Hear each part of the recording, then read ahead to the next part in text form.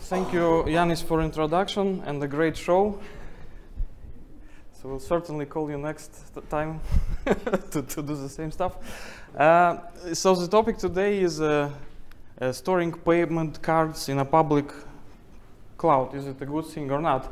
And I also was not surprised, but it's good that Eric covered this topic a little bit at the end, so we could have a continuation of this discussion. So firstly, very briefly, so AHEADS is a consulting and development company which I represent. So we do software development for fintechs and banks if needed. And we are also working on a sort of internal startup which we have a name for. It's called banklaunch.io, and it's a modular platform for fintechs where if you want to build a payment or financial product fast, we could do it for you. Yeah, so back to presentation. So firstly, let's discuss the options, where to keep payment cards and what does it mean from a certification and technical point of view. Have a closer look on famous three top public clouds, what they are offering, and we'll also talk about PCI DSS certification and how this all coexists. So a quick show of hands. So who in the room participated in a PCI DSS introduction certification project? Yeah, so maybe 20 people, very good. So let's start with this, that in my opinion, okay, I didn't work in many industry, maybe in 4 or 5, but so far what I've seen, payment card data is one of the most protected assets in IT. And so everyone is so afraid of losing access to credit card data and certification and so on. And even we know that we have GDPR and this crazy fines of whatever %, still the number of precautions for GDPR and payment cards just doesn't match usually. Maybe somewhere it's different. And we know that public clouds, first of all, they are public. And public is what? Is everyone could access, everyone could see. So does it mean that putting our payment cards in a public cloud is just like leaving a wallet on the street and hoping that nobody would get it? And maybe you should have your wallet in your safe at home. But let's find out. So basically, I would say that there are 3 options. If you have a fintech product which have to store payment card data. First is do it yourself. So a very nice solution. I've seen something like this in fintech. So you have a kitchen or closet and you have a bunch of servers you bought on eBay, refurbished, and some HSM in between somewhere sitting here, maybe. So that's option 1. So option 2 is a slick data center, which in Riga and Baltics we have quite a lot. They offer you, a place in a rack, a whole rack, a room, whatever you want for your money, or a public cloud. And as you know, there is no cloud; it's just someone else's computer. But maybe not. Let's find out. So why I'm telling all of this? So we all know, probably, or at least heard, that there's a very simple rule. Whenever you want to store as a merchant or as a processor or as a fintech payment card data, you're becoming, you have to be compliant to PCI DSS requirements. Now there are different levels, and if you store a tiny bit of payment cards, it's maybe much easier, but let's talk about real example. So this is just a screenshot from a standard. It's a summary of 12 simple requirements. They expand into 230 whatever sub-requirements, and overall it's a 300 pages document, plus documents explaining this document. And so it's all fascinating. So let's visit some key points that okay, cardholder data should be protected, encryptions, so we won't talk much about this today, but it's about firewall configuration, about restricting access to cardholder data by business need to know. So you would even restrict access for your administrators and software developers. So it's all about tracking and restricting access on all different ways. So first of all, why why having your own data center is a bad idea? Because there is a point number 9 comes with a bunch of physical requirements like video surveillance, like electromagnetic signal tampering protection, like access cards or something like that, and so on and so on. And basically, you cannot just pick a room and say, okay, this one would be my PCI DSS data center if it doesn't have a isolated cable straight from a telecom supplier. Well, it's not going to be a PCI DSS data center. So let's just cross this option. But we know that now we have two options: either go to public cloud or to go to a certified data center. So let's continue. Public clouds. Everyone is talking about these three. It's true that if you select, you have basically to choose to pick one of those. They have pros and cons, both pricing-wise and functionality-wise and performance-wise, and there are many aspects. It's very difficult to come up with a finite answer which is better for you. There are also other interesting clouds, but they're more specialized, let's say. And all of them are PCI DSS level 1 compliant. And some people would think, okay, they're compliant, I just put my app there, store credit card data, boom, yeah, done. Well, not really. So there are explanations that if your infrastructure, data center or cloud is compliant, it only means that they ensure that nobody would come to their data center and steal your a hardware where your application is running. So and do all this surveillance and monitoring stuff on a physical level. They also provide encrypted maybe networking and encrypted data disks, but that's it. So they're not responsible of anything else, and you have to make your system compliant as well, considering that your base requirements are covered by the cloud provider. So every cloud is pushing hard to get more customers, and probably most of them, at least Azure and Amazon, I'm not sure about Google, not sure how they sell at all, they are having a special FinTech division which come up with guidelines and blueprints on how to run FinTech application in their cloud. And both Amazon and Azure have architecture blueprints saying that if you do it like this, use these components and services from cloud, you'll have high chances of being certified by an auditor of your choice. So I've picked Azure because this picture is nicer than in Amazon documentation actually.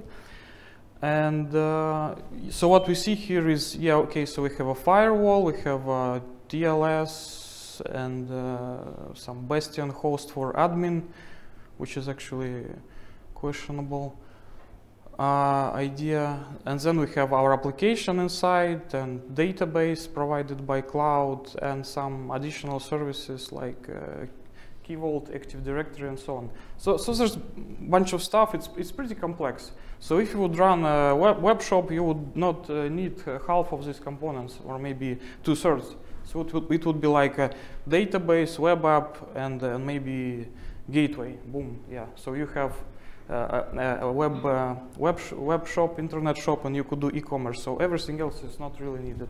But for PCI DSS, it is. So how would you create this architecture, right? And here we have a core, start to understand core differences between how people work in data centers and on-premise data centers and in the cloud. So in a data center, so you probably, I don't know, give a specification or a task to admin, and he connects and using command line or mouse somehow configures servers for you, all the networking access, makes sure that these servers could not connect to other servers, configures backups, and so on and so on. So in cloud, you could do that kind of manually as well from web console and click, click, click, but it's considered to be not a production-ready setup. So if you do it like manually, then it's nearly impossible to understand what you have done and track. Because there are a lot of moving parts in cloud. I would say even a lot more than in typical data centers. So, and here we have this concept, infrastructure as code. And definition is, it's a process of managing and provisioning computer data centers through machine-readable definition files. So it's very generic, and in general it means that you don't configure any aspects of data center by hand or by command line or by operating a graphical interface. All changes are written as a program, very simple program, but still a program. And a representation of your data center configuration is kept in a source control, like Git, in the same way as all projects your developers are doing are kept in a source control. And by source control, you get visibility who did what, when, why, and do some approval process and so on. And so one of the most famous tools and most popular is Terraform. What Terraform does is that it's a programming language, sort of, and you could define things called resources. So this is a real example. And if I run this script against Azure, it will create a fully configured PostgreSQL database for me. One instance with a certain name, with char set, and everything else would be default. Like it would have a default disk size, default everything else. In reality, there could be 20 more parameters. You could pass admin passwords and so on and so on. So it's not as simple in real life. But this example, I guess, would more or less work. And what you do with it, so you have a guy who's like a DevOps or infrastructure guy. He prepares a set of such scripts describing all the networks, disks, databases, clusters, firewalls, gateways, how it all connects together, DNS names, and so on, and executes these files against cloud provider. So this tool would first give you a hint what is going to happen if you press OK. So it gives you a plan. So I'm going to do this, create such resources. If you are OK with that, you press or type apply, and it uses cloud provider API to execute all the operations. Because what you might not know that in addition to providing a graphical management user interface, every cloud has a 90%, 99% coverage of all functions exposed as API, and you could use a variety of tools, including Terraform, to program the cloud, to give you resources. Another example of infrastructure as code is Kubernetes. So you might hear that a lot from developers. It's probably the most hot and popular technology in 2019, and probably this year as well.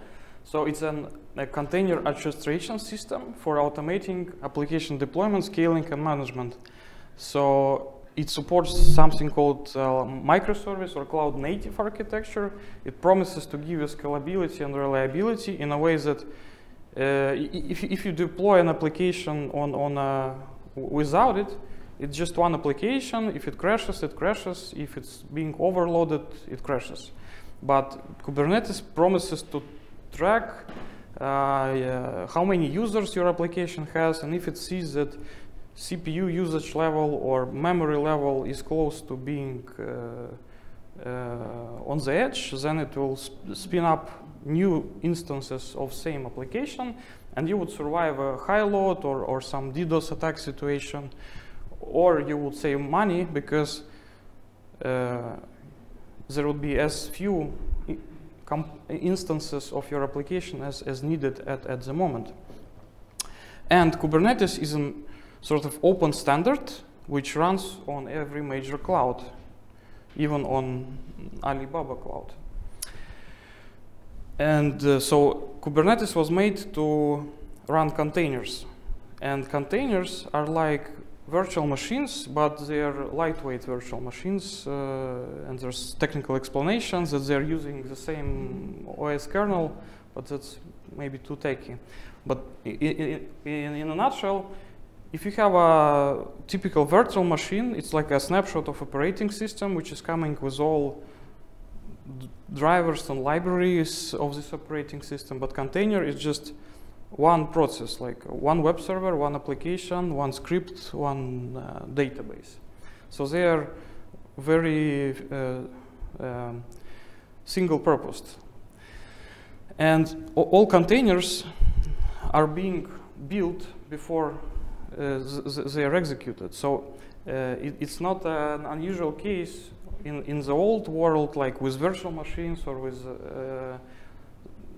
on-premise data centers, that someone connects interactively to the running system and makes some modifications and uploads from someone's laptop a new version of the system or a configuration. And then it's impossible to understand or trace who did what, and you have all different sorts of problems. So with containers, there is a special build step, which is run before any deployment. So this is again explanation taken from Azure, describing how container deployment looks like. So and the difference is that here you have a container registry, and it's a single source of truth of all your components of your system, which you agreed to use across organization. And now, if any development team or someone else wants to deploy something in the cloud, they have to push it into the container registry. So it's a storage facility for all components of your system.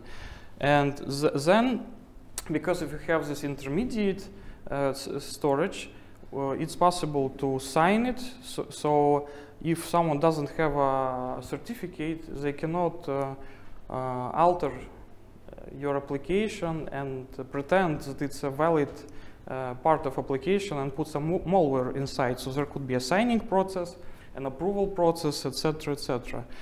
And everything will be traced, who uploaded and when, and so on. And so this would lead us to completely automated pipeline, a deployment pipeline where development teams contribute container versions, and then infrastructure team just gets from them an identifier of this container and version, and which version to update on production or on testing environment. So basically, this all would be called as infrastructure as code. Both Kubernetes and Terraform have different but similar file formats, how you describe your infrastructure and how you describe components of your architecture. And all changes are traceable. It's possible to review and approve. It's possible to run specialized security audit tools, which would, for example, tell you, hey, you have too many open ports. Have you considered adding this additional security library, and so on. So why is this important in context of PCI DSS and payment cards? Because one of the biggest challenges in PCI DSS is achieving traceability of your production environment, which means that you have to know and understand at every single point of time what is installed, what versions are installed of what components. And if you don't have infrastructure as code, or you don't use cloud and you just give a flash drive to your admin and then he somehow puts it, you have to build a kind of bureaucracy approach with, I don't know, print out forms or with forms in some Jira or in other system where you keep traces of what has happened, what were the interactions between developers and administrators and approvers who give approve to install a new version in PCI DSS context. So you have to build a bureaucracy machine around that. But if you are trying to automate it, so you already have a source of truth in your code which you could automatically validate if what have you written, someone has hacked into your cloud and changed something. So you would see that, okay, you wanted to have one instance of this server, but you have 4. So where does the other 3 come from? So these are not sanctioned components in your cloud.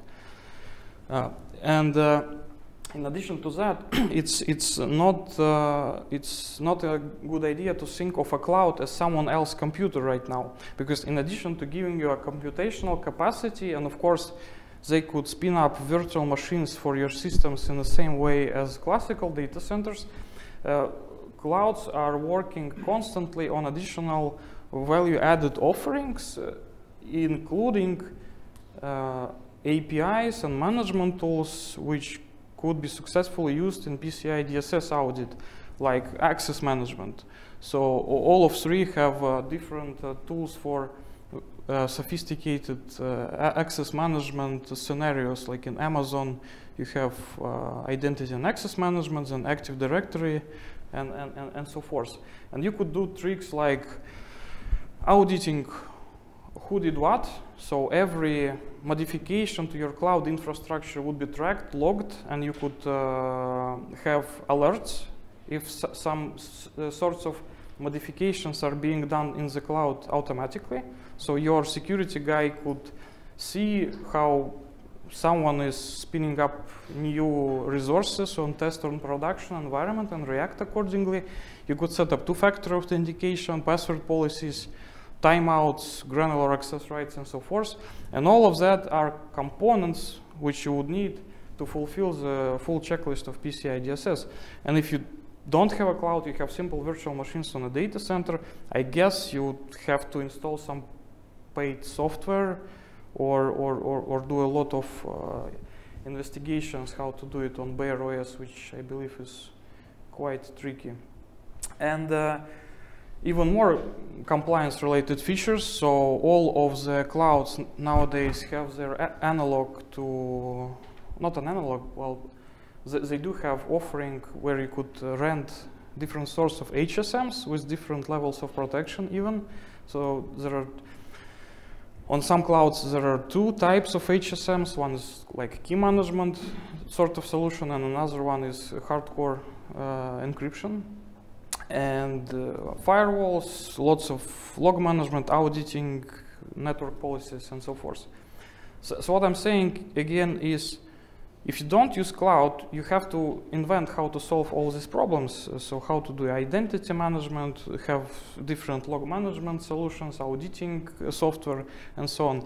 In cloud, it's given to you, most of it, and you have just to configure it and test and run. And good things also that in data center, you're working with external specialists who are administrators in that data center, so you have some sort of informational exchange back and forth in documents or I don't know how. So that's a separate project. In cloud, basically one person could fulfill all of the requirements because you just change your code which describes your FinTech system and it's applied automatically. And most of these infrastructure requirements could be done by one knowledgeable person without any communication gaps. Yes, and that's why I would suggest to think about public cloud if you're thinking about PCI DSS compliancy. So from when I first heard about it, I was like, public cloud, PCI DSS, what? But after spending a year on this topic, I would strongly suggest that it's a really good idea. And we know that public clouds are more expensive than data centers. That's true. Public clouds, if you count by server hours, they are much more expensive than any data center you could find. But it comes with a lot of near free features, which you would otherwise have to install, configure, and invent how to do yourself. And if you have a core which keeps a payment card secure, you could extract it to public cloud and organize some sort of networking between the other cheaper data center which doesn't care about security as much, and then here you could save a lot of money. But if you, the secure core, just do it there. Yeah, so, and it's surprising to see how modern DevOps and architecture practices which are being promoted in IT community without any thinking of being compliant, they actually make compliance projects much easier. So if you do it properly in an automated way, infrastructure as code and automated deployments, you have to write less documentation and have less bureaucratic procedures when defending yourself against a PCI DSS auditor. But in any case, PCI DSS is just a framework. You could implement it however you want, and even if you're certified, you still may have problems. So you have to invest and think all the time about how to make your processes and security better, but at the same time to fulfill these requirements. That's all. That's what I wanted to say. Applause to Dmitry. We have few questions, but I think you already touched it. If you want to fully utilize public cloud, where to host HSMs? What about network latency? If you want to use public... If you want to... Where to host HSMs? Okay. So this is a big question, because for issuers and for people who are going to... yeah, so for issuers, it might be a tiny problem. Okay, let's put it like this. So also Eric mentioned that many companies who are giving you software as a service, they are actually creating a backbone connection to Amazon as a part of their business. So that might be not true for small companies, but companies who want to scale, they might be giving you some rented API or rented HSMs and saying that, okay, and we have a optical connection straight to Amazon and there will be no significant latency.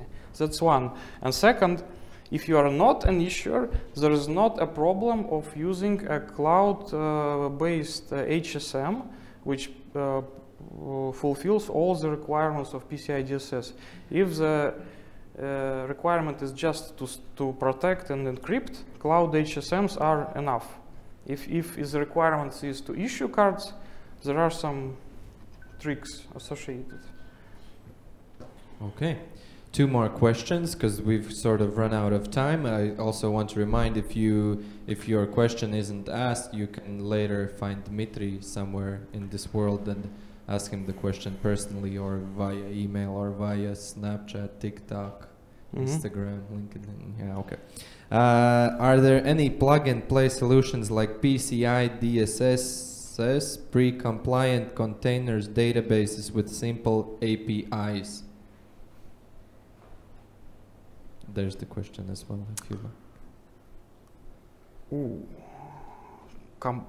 I don't understand this question actually. So because if we're saying about if you're telling about databases, you could make probably any database compliant, any sane database, but is there a plug and play solution? Well, probably the answer is no, okay? Because even those blueprints on Azure and AWS and Google, these are just examples how you would do it. They do not cover all the requirements. But most of the popular open source tools, databases, and servers you could easily make PCI DSS compliant by applying network encryption and data encryption if needed. Okay, and one question exploded in the chat, and it's: have you passed PCI DSS for a payment card system in a public cloud? Almost, yes, almost. I would say that 90%, 95%, yes.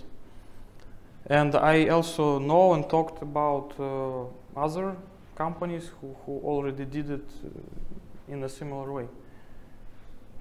Yeah. Okay. A round of applause for Dmitry.